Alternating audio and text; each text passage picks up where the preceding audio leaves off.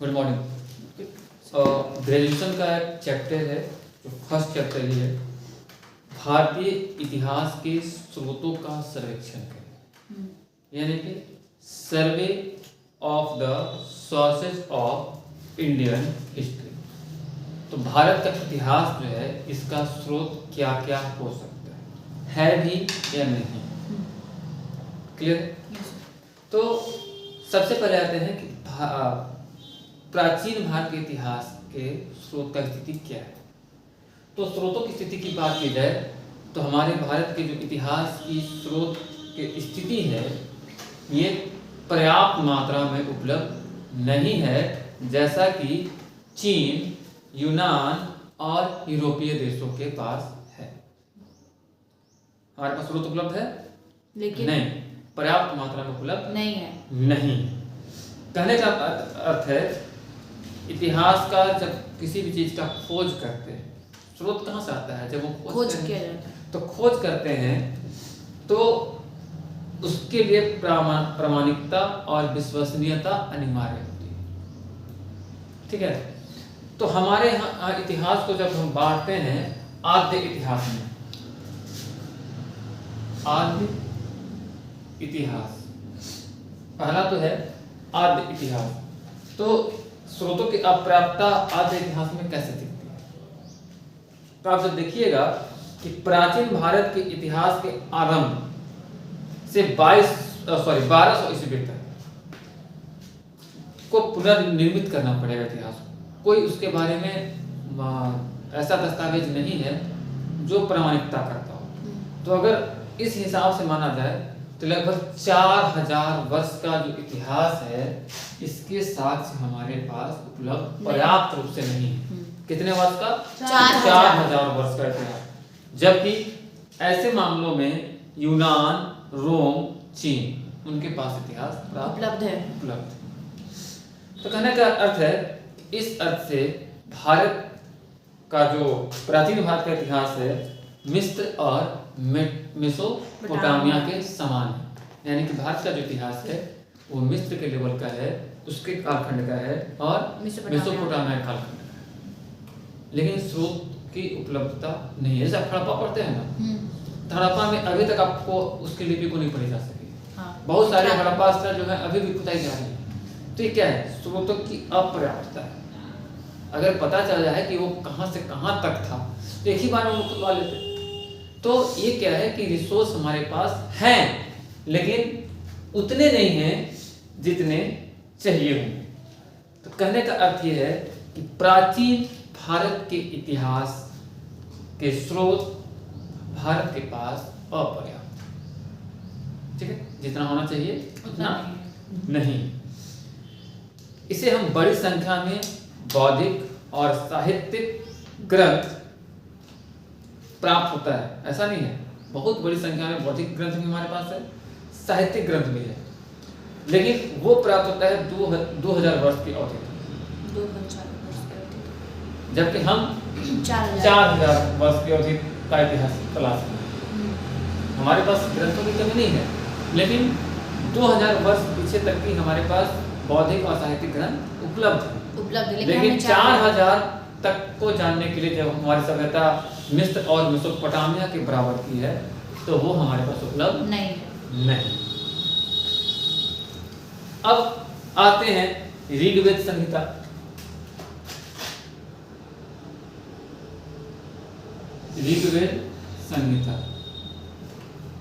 ऋग्वेद संहिता कितना पुरानी है? तो इसके बारे में कोई सटीक जानकारी नहीं। ऋग्वेद संहिता जो हमारा है, ये कितनी पुरानी है, इसके बारे में कोई सटीक जानकारी नहीं। बस हम अनुमान लगा सकते हैं कि ये 3000 वर्ष या इससे भी ज्यादा पुरानी हो सकती है। तो सबसे पुराना तो हमारा ग्रंथ कौन सा है? ऋग्वेद। अगर इसके बारे में अनुमान लगाते हैं तो लगभग 3000 तक पहुंचते हैं। और इससे पुरानी ग्रंथ हमारे पास नहीं, ऋग्वेद। ठीक है? तो कहने का मतलब है कि इसके अलावा नक्षत्र शास्त्र है, भूगोल है, और अन्य विद्वानों ने राजनीति, प्रशासन के बारे में संगीत कला बहुत सारी रचनाएं की, लेकिन इस स्थिति में भी भारतीय मानव के जीवन का दृष्टिकोण और इतिहास की जो पूरी जानकारी है उपलब्ध नहीं हो पाती।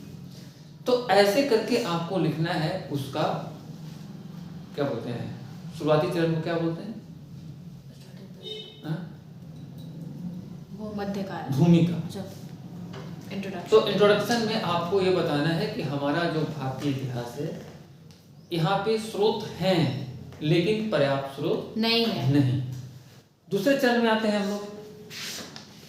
तो दूसरे चरण में है कि भारतीय प्राचीन इतिहास के स्रोत को जानने के क्या उपाय हैं, कैसे भारतीय इतिहास को आप जानिए। तो भारतीय इतिहास, भारतीय लिखना है तो लिख सकते हैं इतिहास के प्रमुख स्रोत,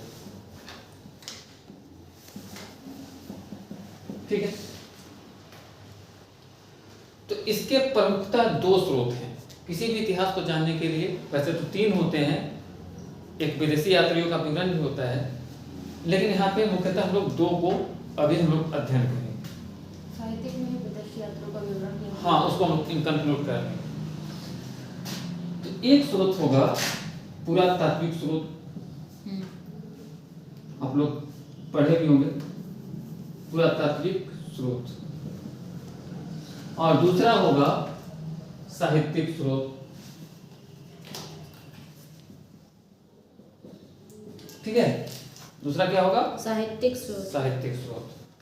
तो पुरातात्विक स्रोत में क्या क्या आएगा, जो खुदाई से प्राप्त होता है, अभिलेख, मुद्रा। तो इसमें क्या क्या आएगा, तो पहला हो जाएगा अभिलेख, शिलालेख, मुद्रा, मूर्तियां। दूसरा हो जाएगा मुद्राएं, तीसरा हो जाएगा कलाकृतियां एवं बर्तन, बहुत सारी कलाकृति होता है। मूर्ति भी मिल सकता है।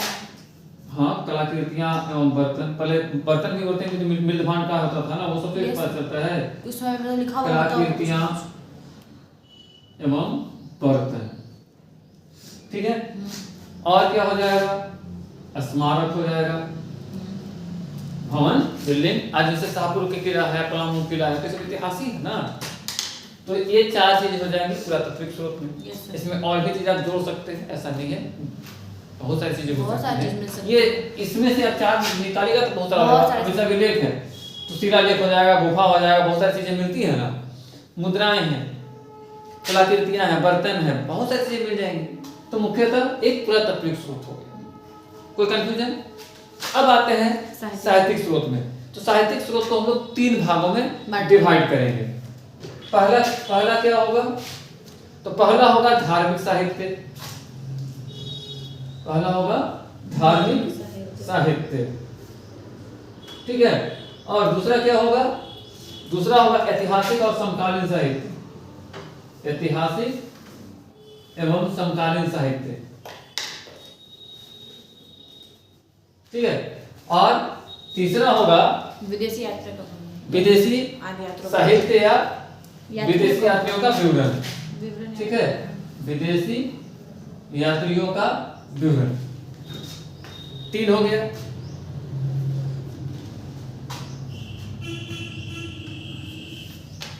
अब धार्मिक साहित्य में कौन आएगा, धार्मिक साहित्य में तीन आएगा। एक ऐसे तो दो होता है, ब्राह्मणोत्तर और गैर ब्राह्मणोत्तर, आप ऐसे लिख सकते हैं, लेकिन इसको थोड़ा सा और कर लेते हैं। तो एक हो जाएगा ब्राह्मण ग्रंथ,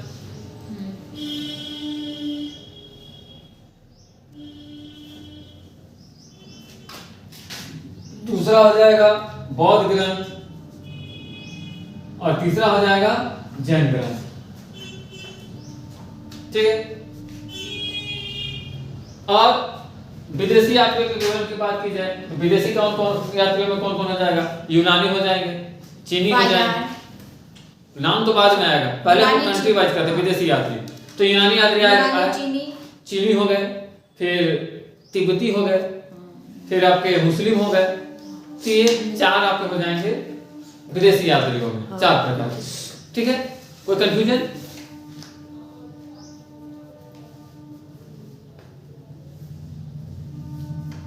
क्लियर?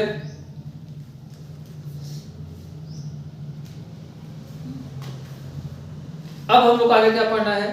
तो भारत का आद्य इतिहास यानी कि भौतिक अवशेष, भारत के आद्य इतिहास के जो भौतिक अवशेष हैं, यानी कि इसका बहुत सारे चरण हो सकते हैं।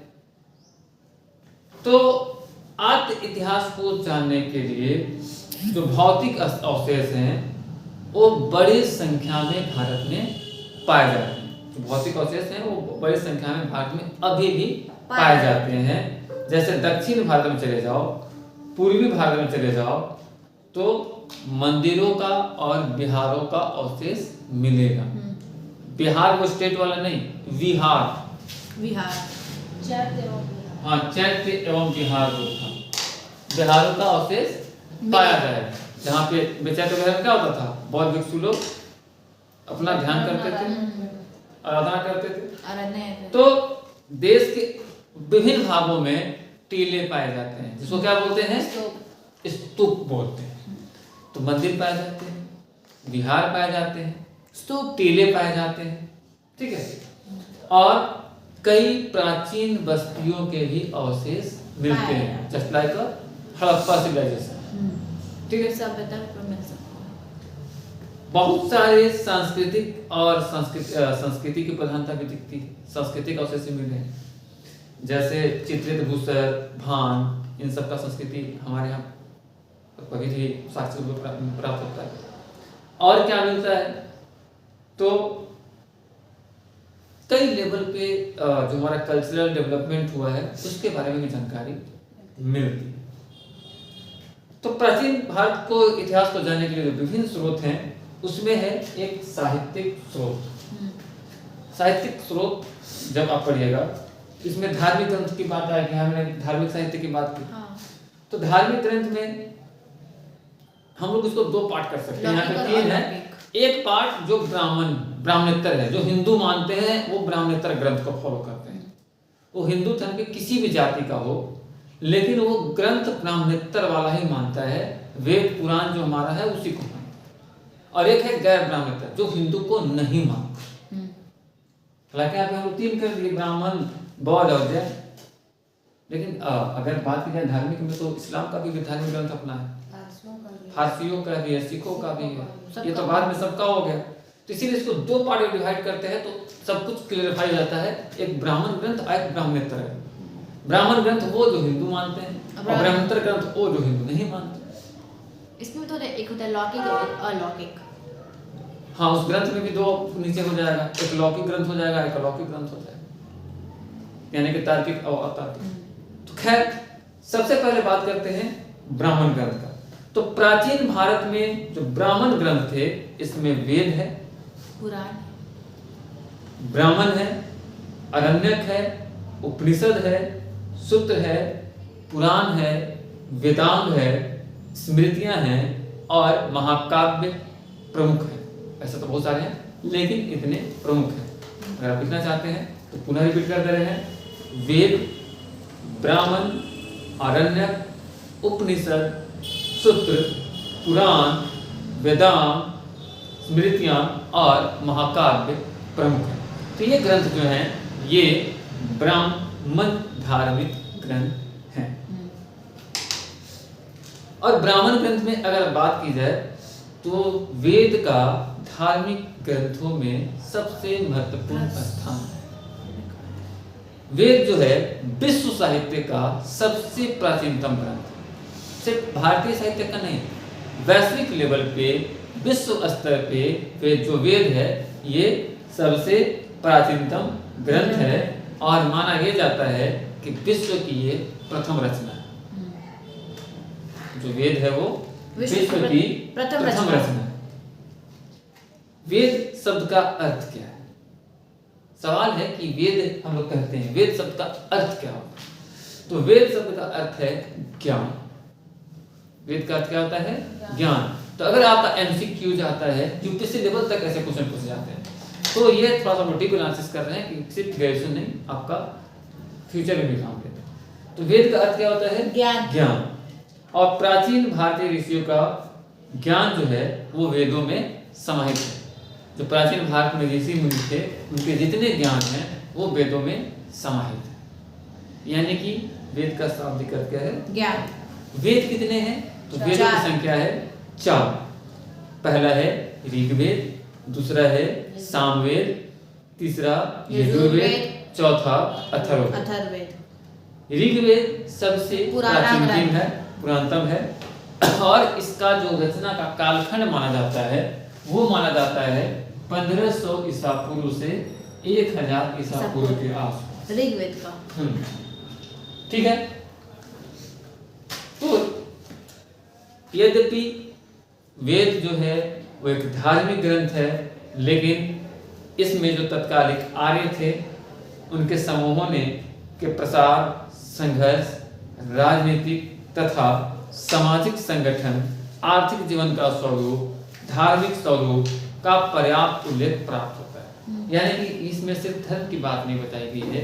जो आर्यों ने इसकी रचना की उनके रहन सहन, कला, संस्कृति, जीवन, सामाजिक जीवन सब कुछ के बारे में जानकारी उपलब्ध होती है। दूसरा ग्रंथ है ब्राह्मण। तो ब्राह्मण जो है इन ग्रंथों में आर्यों ने यज्ञ और विशद का वर्णन किया है। जो ब्राह्मण है इस को भी आर्यों ने लिखा है और इसमें यज्ञ का वर्णन किया गया है और विशद का वर्णन किया गया है। ब्रह्म शब्द जो शब्द है ब्रह्म से बना है ब्राह्मण। ठीक है। तो ब्रह्म शब्द का अर्थ होता है यज्ञ। ब्राह्मण का या ब्रह्म का अर्थ ये नहीं है कि आप शराब पी के ऐसे ऐसे डांस करते हो, मच्छी और मटन खा के घूमते हो, क्योंकि ब्रह्म शब्द का अर्थ ही होता है यज्ञ। तो अगर सानिया जी पूजा करती हैं, यज्ञ करती हैं, अनुष्ठान करती हैं, धार्मिक प्रवृत्ति के हैं, तो वो ब्राह्मण। जो ब्रह्म को मानता है वो ब्राह्मण। Title doesn't matter.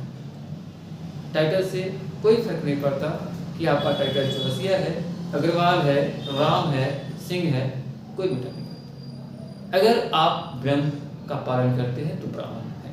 और ब्रह्म का अर्थ होता है यज्ञ। ठीक है। तो इसमें भी बहुत सारे ब्राह्मण ग्रंथ हैं जिनमें कुछ प्रमुख है जिसको आप लिख सकते हैं। एक है इतरे, दूसरा है वाजस्ने, तीसरा है पंचविश और गोपथ। तो ऐसे बहुत सारे ब्राह्मण ग्रंथ आपको मिल जाए। रिपीट कर दे रहे हैं, शायद आप नहीं लिख पाए हैं तो पुनः ब्राह्मण ग्रंथ मुख्य जो है उसमें है ऐतरेय, वाजस्नेय, पंचविश और गोपथ। अब आते हैं आरण्यक की तरफ। तो आरण्य शब्द का अर्थ होता है वन। आरण्य ग्रंथ जो है तो अभी देखें हम इसी में। तो आरण्य ग्रंथ का जो अर्थ होता है वो बना है आरण्य से, और आरण्य का अर्थ होता है वन। यानी कि वन का मतलब जंगल। तो इन ग्रंथों में को वनों में पढ़ा जाता था, अतः इन्हें आरण्यक कहा गया। ऐसे ग्रंथ जो जंगलों में पढ़े जाते थे, वनों में पढ़े जाते थे, ऐसे ग्रंथों को कहा गया आरण्यक। आज आप जाते हैं जंगल में तो आपको डर लगता है कि बाघ आ जाएगा, कुत्ता आ जाएगा, सांप आ जाएगा। आज की हमारी जो बहनें हैं, लड़कियां हैं, छोटी सी कॉकरोच आ गई तो उछल जाती है। अगर चुचुंदर आ गया तब तो कहो ही। लेकिन पहले के लोग जंगलों में बैठ के अध्ययन करते क्योंकि वहां पे शांति रहती थी। अब आजकल शांति कहाँ? अगर शांति मिल गया तो तुरंत इंस्टाग्राम खुल जाएगा। बड़ा समस्या है। तो कहने का मतलब है कि आरण्यक भी क्लियर हो गया। अब आते हैं कि आरण्यक में कितने आरण्यक हैं। तो कुल आरण्यकों की संख्या 7 है। आरण्यक की कुल संख्या कितनी है? 7 है। अगर नाम आप लिखना चाहते हैं तो पुनः मैं आपको नाम बता दूं। ऐतरेय, सांख्यायन, तैत्तरीय, मैत्रायणी, याज्ञनिंदन, बृहद्रनायक और तलवकार, ये 7 अरण्यक ग्रंथ। फिर से आपको रिपोर्ट कर दें, ऐतरेय, सांख्यायन, तैत्तरीय, मैत्रायणी, माध्यनंदिनी, बृहदारण्यक और तलवकार, ये 7 अरण्यक ग्रंथ। आगे आते हैं उपनिषद की तरफ। अगला था उपनिषद। तो उपनिषद शब्द का अर्थ होता है समीप बैठना। उपनिषद का अर्थ क्या होता है? समीप बैठना, पास बैठ जाओ। अगर कोई कहता है उपनिषद, इसका अर्थ होता है पास बैठ जाओ। ठीक है। तो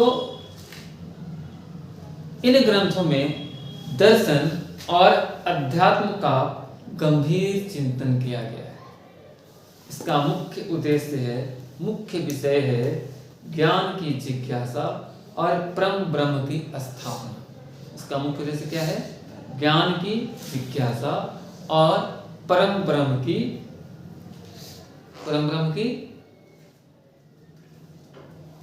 स्थापना। ध्यान आप लोग यहाँ रखें, ये कोई प्रवचन नहीं चल रहा है, आपके अध्ययन और अध्यापन की कक्षा चल रही है।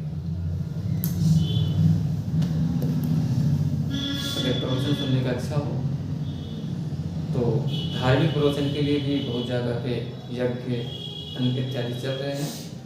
और मॉडर्न युग में बहुत सारे मल्टीप्लेक्स बनाए गए हैं जहां चलचित्र पर अच्छे अच्छे नृत्य करती हुई नृत्यांगना दिखेंगी और वहां भी प्रवचन आपको उपलब्ध कराया जाएगा। तो यात्रीगण, आपकी ट्रेन 9 मार्च से छूट जाएगी, तो कृपया करके ससमय प्लेटफॉर्म पर पहुंचे। ठीक है। अब आते हैं उपनिषद का दूसरा नाम क्या है, बताइए। मैंने इतनी बार आप लोगों को पास बैठना, उसका अर्थ है। उपनिषद का दूसरा नाम क्या है, बताइए। मैंने अभी 4-5 बार रिपीट किया, बताइए अभय जी। सान्या जी पूछे, सान्या जी आप बताइए। अभय जी बोल रहे हैं कि सान्या जी बोल रहे हैं? सान्या जी, नेहा चौबे जी। सॉरी मैं सुन रहा था। जी, मुझे पता था। तो उपनिषद को ब्रह्म विद्या भी कहा जाता है। उपनिषद को ब्रह्म विद्या भी कहा जाता है और बहुत सारे उपनिषद हैं जिसमें कुछ का नाम मैं आपको बता। पहला उपनिषद है ईशावास्य। पहला है ईशावास्य, दूसरा है केन। दूसरे जाते हैं ना, उसको केन कहते हैं, लेकिन यहाँ पे केन उपनिषद है। तीसरा है कठ, चौथा है प्रश्न, पांचवा है मुंडक, छठा है मांडुक्य, सातवां तैत्तरीय, श्वेताश्वर, छांदोग्य, बृहदारण्यक और कौशिकी। तो ये मुख्य उपनिषद हैं। इसके आगे आते हैं तो वो है सूत्र साहित्य। क्या है? सूत्र साहित्य। तो सूत्र साहित्य के 3 भाग हैं। सूत्र साहित्य के कितने भाग हैं? 3। पहला कल्प सूत्र, दूसरा गृह सूत्र और तीसरा धर्म सूत्र। कल्प, गृह और धर्म। तो कल्प सूत्रों में यज्ञ के विधि और नियमों के बारे में बताया है। ठीक है। गृह सूत्र में मनुष्य के लौकिक और परलौकिक जीवन के बारे में बताया है। आप जैसा कर्म करोगे वैसा ही आम का पेड़ या फल मिलेगा, ये आपको बताया जाता है बचपन से। तो ये गृह सूत्र के माध्यम से बताया जाता है। अगर आप दुकान में डंडी मारोगे तो आपको उबलते हुए तेल में डाल दिया जाएगा मरने के बाद, और आप ऐसे ऐसे तड़पते रहो। गलत खाना देने के बाद होता है। गलत खाना देने के बाद होता है। तो गलत खाना किसी को नहीं देना चाहिए। ठीक है। तो ये क्या है? ये हो गया सूत्र।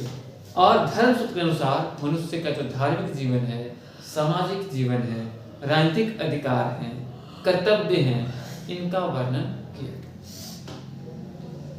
आगे बढ़ते हैं वेदांत की ओर। तो वेदांत कितने हैं? 6। वेदांत हैं 6 और ये तात्कालिक इतिहास का स्रोत है।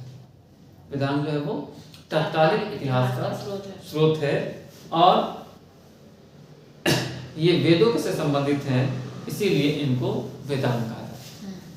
इनका संबंध किससे है? वेदों से, इसीलिए इनको वेदांत कहा जाता है। वेदांत कहा जाता है।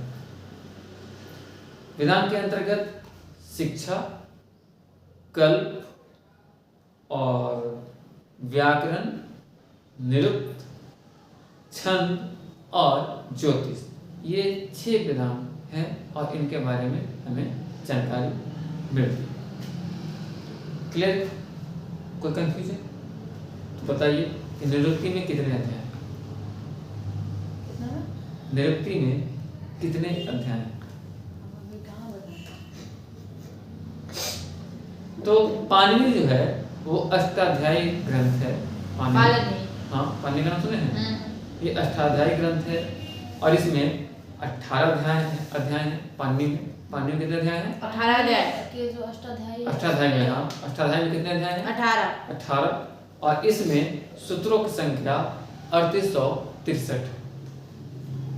अध्याय 18 और सूत्र 3863 और अष्टाध्यायी का संबंध कात्यायन ने वार्तिक बनाया है।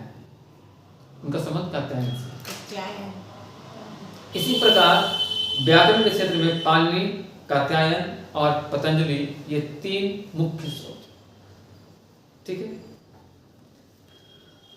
छंद के रचयिता आचार्य पिंगल हैं और निरुक्ति में 12 अध्याय हैं और ज्योतिष के क्षेत्र में आर्यभट्ट आप सुने ही होंगे, बराहमीर सुने होंगे, ब्रह्मगुप्त सुने होंगे, 12th क्लास में हम लोग पढ़े हैं, भास्कराचार्य हैं, मंजुला है, यानी कि अलग अलग चीजों के लिए अलग अलग सुनने की खोज भारत में होगी। तो खगोल साइंस, ज्योतिष साइंस, पतंजलि, योग, अयोग पूरी दुनिया मानती है। तो कहने का मतलब है कि ये एक ही वेदांत है। उसके बाद स्मृति साहित्य आता है। क्या आता है? स्मृति साहित्य। तो ब्राह्मण ग्रंथ में या धर्म शास्त्रों में का जिनको स्मृतियां कही जाती है, उसका विशेष स्थान। तो स्मृति साहित्य में कौन कौन आएगा? इसमें जो हमारे जीवन का जीवन यापन है, आर्थिक गतिविधियां हैं, इन सब को जानने की जो प्रक्रिया है, इनका जो रचना वो बाद में हुआ है, तो इसको हम लोग स्मृति साहित्य के नाम से जानते हैं, जिसके लिए मनु और याज्ञवल्क्य ने बहुत सारी रचनाएं की हैं, जिसमें मनु ने मनुस्मृति की रचना की है। हाँ, मनु और याज्ञवल्क्य स्मृति प्रमुख है। मनुस्मृति और याज्ञवल्क्य स्मृति प्रमुख है। मनु ने किया मनुस्मृति की रचना और याज्ञवल्क्य ने किया याज्ञवल्क्य स्मृति की रचना। वैसे नारद, बृहस्पति और विष्णु स्मृतियां भी हैं और ये भी काफी महत्वपूर्ण है। मनुस्मृति, याज्ञवल्क्य स्मृति, नारद स्मृति, विष्णु स्मृति और बृहस्पति स्मृति। ठीक है। अब आते हैं महाकाव्य की बात। तो महाकाव्य के बारे में आपको पता ही है। वैदिक साहित्य के बाद सबसे महत्वपूर्ण स्थान किसी को मिला है? तो महाकाव्यों को मिला है। और महाकाव्यों के अंतर्गत 2 महाकाव्य अत्यंत महत्वपूर्ण हैं।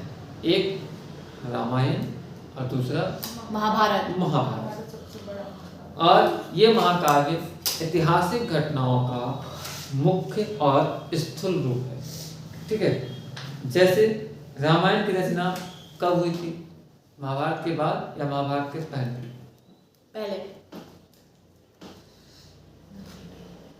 तो रामायण की रचना महाभारत के बाद पूर्व हुई थी। पूर्व में तो पहले ही तो होता है, तो सही तो हम कब बोले, क्या बोले आप खुद बाद में बोल रहे हैं। नहीं, हमने पढ़ के। तो परंपरा के अनुसार रामायण की रचना वाल्मीकि और महाभारत की रचना वेदव्यास ने की। महर्षि वेदव्यास के द्वारा की गई। रामायण की रचना किसने की है? वाल्मीकि। वाल्मीकि। वाल्मीकि। और महाभारत महाभारत की रचना महर्षि वेद व्यास। वेद व्यास ने। जेकोबी का मत है कि महाकाव्यों का अंतिम स्वरूप 200 से 300 ईसा पूर्व में हुआ और इन महाकाव्यों ने तत्कालीन सामाजिक, राजनीतिक, आर्थिक और अन्य स्थितियों का पूरा ज्ञान प्राप्त होता है। ये हो गई आपके महाकाव्य। उसके बाद आते हैं पुराण। तो पुराण का अर्थ होता है प्राचीन। पुराण का अर्थ ही होता है प्राचीन। तो इसके अंतर्गत धर्म, इतिहास, आख्यान आदि साहित्यों का वर्णन मिलता है और इनकी रचना भी महाकाव्यों के समकालीन हुई है, ऐसा प्रतीत है। समकालीन में माना जाता है, महाकाव्य के समकालीन में है पुराण, क्योंकि इसमें आदिकाल के से लेकर गुप्त काल तक की ऐतिहासिक सामग्री प्राप्त होती है। आदिकाल से लेकर गुप्त काल तक की ऐतिहासिक सामग्री प्राप्त होती है। पुराणों की संख्या कितनी है? 8। पुराणों की संख्या 18 है, हाँ सॉरी 18। जिसमें मत्स्य पुराण, वायु पुराण, विष्णु पुराण, ब्रह्मांड पुराण, भागवत पुराण, भविष्य पुराण, अग्नि पुराण, ये सब काफी महत्वपूर्ण है। ठीक है। उसके बाद आते हैं बौद्ध धर्म ग्रंथ की ओर। अभी हम लोग जो पढ़ रहे थे वो पढ़ रहे थे ब्राह्मण ग्रंथ। उम्मीद है कि आपने सभी बिंदुओं को ध्यान से पढ़ा होगा और लिखा होगा। कोई क्वेश्चन है तो पूछ लीजिए, उसके बाद बौद्ध की तरफ चलेंगे। किसी टॉपिक पे कोई डाउट है तो पूछ सकते हैं। कोई डाउट नहीं है? यूं मुस्कुराने से परीक्षाएं। ये जैसे अरण्यक सूत्र थे, ये सब याद नहीं हो पाया है कि कौन कौन सा है। हाँ तो ये समझ लिए लेकिन याद नहीं हुआ है अभी। बेसिकली वही है, हर चीज को मान 10 नाम है तो आप 10 नाम के जगह पे 4 नाम भी लिख दोगे, चलिए। तो वही कह रहे थे, बस वो नहीं याद हो पाया आगे से। और तुरंत तो याद नहीं होगा, लेकिन याद तो करना पड़ेगा, क्योंकि किसी ने परीक्षा की खोज करी है और परीक्षा तो देना है। और उस महापुरुष का नाम तो आपको पता ही है कि किसने परीक्षा का खोज किया था। क्योंकि जब जब परीक्षाएं आती हैं तो महापुरुष जिन्होंने परीक्षा की खोज की थी तब उनको याद किया जाता है। अचानक से वायरल ट्रेंडिंग में आ जाता है। वैसे याद भी किया जाता है, उनका पुण्यतिथि मनाया जाता है। तो बौद्धों के अनेक धर्म ग्रंथ हैं और ये मुख्यतः 2 भाषाओं में मिलते हैं, एक संस्कृत और दूसरा पाली। तो बौद्ध के धर्म ग्रंथ 2 भाषाओं में प्राप्त होते हैं, संस्कृत और पाली। और इसमें धार्मिक सिद्धांतों तथा धार्मिक कथाओं का वर्णन किया गया है। धार्मिक सिद्धांत बताए गए हैं कि कैसे इंसान को रहना चाहिए और धार्मिक कहानियां बताई गई। धार्मिक सिद्धांत जैसे सबसे प्रमुख ग्रंथ है इसका पीटक ग्रंथ। उसको हम लोग पीटक साहित्य के नाम से भी जानते हैं। त्रिपिटक ना सर? हाँ, इसमें 3 पीटक। पीटक मतलब क्या होता है? 3 टोकरियां। तो इसके अंदर में 3 टोकरियां हैं, विनय पीटक, सूत पीटक और अभिधम पीटक। ठीक है। तो विनय पीटक जो है भिक्षु और भिक्षुणियों के लिए जो अनुशासन है इसके बारे में नियम बताया गया। ठीक है। हाँ। जो बौद्ध भिक्षु होते थे, उनकी भिक्षुणियां होती थी, उनके लिए नियम और अनुशासन के बारे में बताया गया है। विनय पीटक। हाँ। और इसके भी विनय पीटक के भी 3 भाग। विनय पीटक के 3 भाग हैं। एक है सुप्त विभंग, दूसरा है खंडक और तीसरा है परिवार। सुप्त विभंग, खंडक और परिवार। तो सुप्त पीटक में बुद्ध उपदेशों का सार दिया गया है। बुद्ध ने जो उपदेश दिए हैं वो सार दिया गया है। और इसके भी 5 भाग हैं। इसके भी 5 भाग हैं। सुप्त पीटक के 5 भाग हैं। कौन कौन? तो दीर्घ, मध्यम, संयुक्त, अंगुत्तर और उत्तर। मतलब बड़ा, मझला, एक और बीच में, फिर संजला और छोटा। तो शुद्ध पिटक कितने भाग हैं? 5।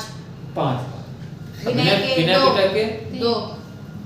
3 मैंने बताया। सॉरी 3। और उसके बाद आता है कौन सा है? अभिधम पिटक। अभिधम पिटक। तो ये प्राचीनतम पिटक है और संभवतः विनय पिटक शुद्ध पिटक के काल के बाद अब अभिधम पिटक आया है, ऐसा माना जाता है। तो इन 3 पिटकों को मिलाकर बनता है त्रिपिटक या 3 टोकरियां। एक हुआ विनय पिटक, एक अभिधम पिटक, एक कौन सा बोले? अभिनय।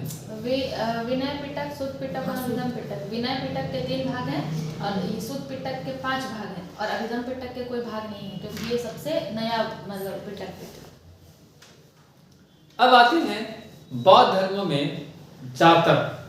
हाँ। तो बौद्ध धर्मों में प्राचीन तम जातकों को माना जाता है और जो बौद्ध ग्रंथ है सबसे प्राचीनतम उसमें जातकों को माना गया है। और अगर जातकों की बात की जाए तो जातक कथाओं में गौतम बुद्ध के पूर्व जन्मों का भी विवरण है। गौतम बुद्ध पूर्व जन्म में क्या थे उसके बारे में बताया गया है। और जब वे बोधिसत्व की स्थिति में थे, जातक कथाओं की संख्या कितनी है? जातक कथाओं की संख्या कितनी है? जातक कथाओं की संख्या है 5 + 4 = 9। कितनी है? 9। 5 + 4 = 9। OMG। तो इनकी संख्या है 549।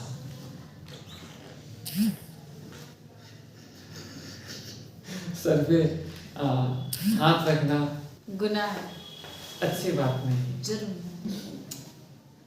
ठीक है। और इन कथाओं में तत्कालिक समाज का चित्रण मिलता है। आर्ट ऑफ सोशल 549 का करंट था? Social structure. क्या था 549 कितना? जातक कथा, इतनी कहानियां हैं।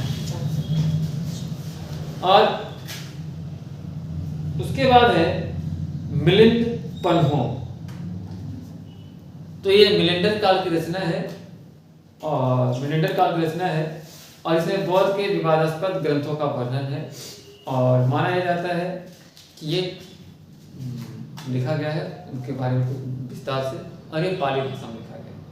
तो जातक के बाद हो गया मिलिंद पन्हो और ये पाली भाषा में लिखा गया और ये मिलिंडर काल के। उसके बाद बहुत सारे अन्य ग्रंथ भी हैं, जैसे दीपवंश है, महावंश है, जिनकी रचना श्रीलंका में हुई थी, आप उसमें पढ़ चुके हो। और महावस्तु है, ललित विस्तर है, बौद्ध चरित है, सौंदरानंद है, अन्य बौद्ध ग्रंथ भी मिलते हैं। अब चलते हैं जैन ग्रंथ की तरफ। तो जैन ग्रंथ की बात की जाए तो जैन धर्म के ग्रंथों में प्रचुर सामग्री प्राप्त होती है। जैन के बारे में जानकारी की कोई कमी नहीं है। और राजवली पांडव लिखते हैं, एक राजवली पांडे इतिहासकार हैं, वो लिखते हैं कि एक दृष्टि से कहा जा सकता है कि जैन ग्रंथों के अध्ययन के भारतीय संस्कृति के इतिहास में पूर्णता नहीं आ सकती, क्योंकि इस साहित्य में हमें प्राचीन भारत के कुछ पक्षों का भी परिचय मिलता है। तो जैन ग्रंथों में आगम बहुत ही महत्वपूर्ण है। साहित्य के बाद मतलब नाम है ग्रंथ का। अच्छा, ग्रंथ का नाम आगम। आगम महत्वपूर्ण है। एक द्वादशांग ग्रंथ है जिसमें 12 अंग भी कहते हैं।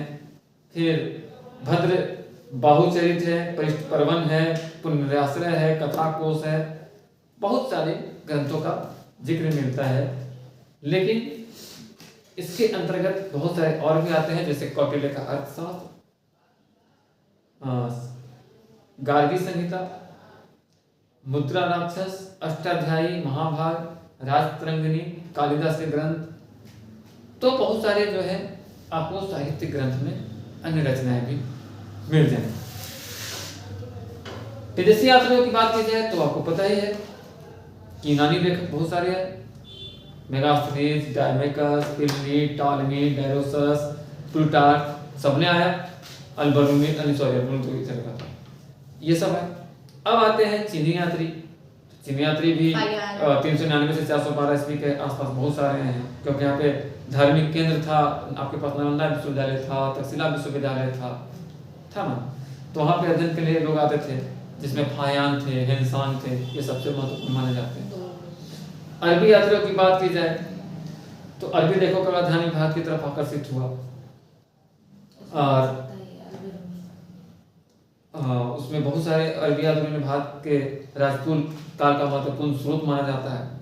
जैसे किताबुल फहरिस्त, बिलाजुरी की किताब जो है किताबुल बुल्दान, कुछ किताब हैं जिनके बारे में बता रहा हूँ।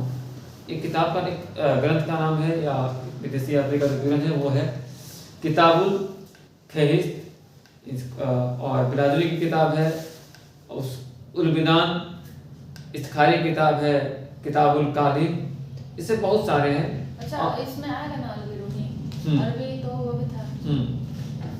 तो अरबी ही था। हाँ, तो ये सब भी आ जाएंगे। और अगर पुरातात्विक स्रोत की बात करते हैं तो पुरातात्विक स्रोत में साहित्य अभिलेख, सबको पता है कि अभिलेख क्या होता है। अभिलेख किसे कहते हैं?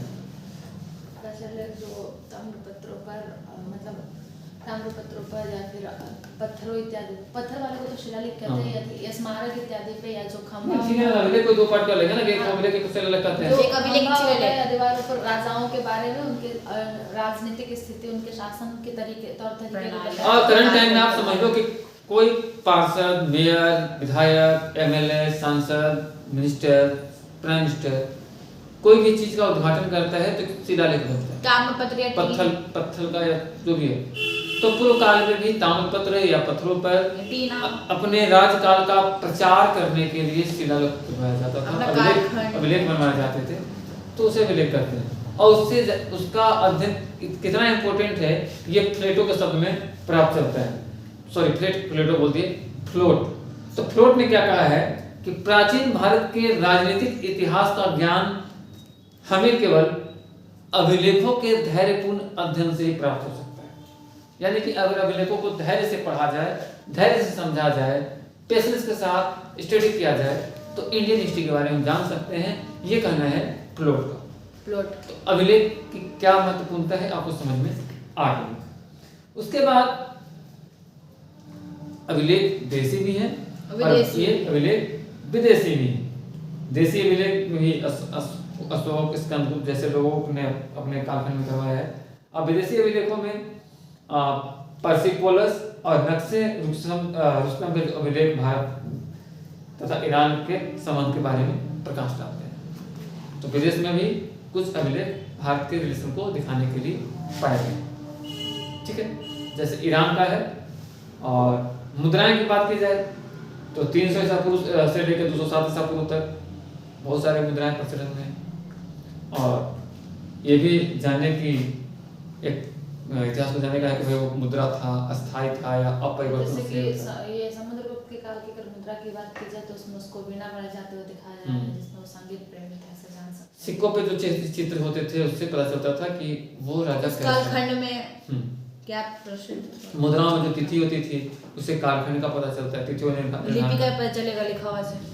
तो इतिहास निर्माण में मुद्रा भी एक स्रोत है, एक महत्वपूर्ण स्रोत की भूमिका निभाते हैं। मुद्राओं से राज्य के क्षेत्र को जानना आसान हुआ। तो बहुत सारी चीज है। आर्थिक स्थिति की क्या ज्ञान होता है, आर्थिक स्थिति पता चला, कला का लेवल क्या था ये पता चलता है, धार्मिक नीति पर प्रकाश पड़ता है। और वैसे बहुत सारी कलाकृतियां मिली हैं, स्मारक मिले हैं। तो कुल मिला के भारतीय प्राचीन भारत के इतिहास को जानने के जो स्रोत थे यही कुल थे। और फिर भी अगर आपको कोई डाउट होगा तो आप कमेंट कर सकते हैं। सब्सक्राइब करें, शेयर करें।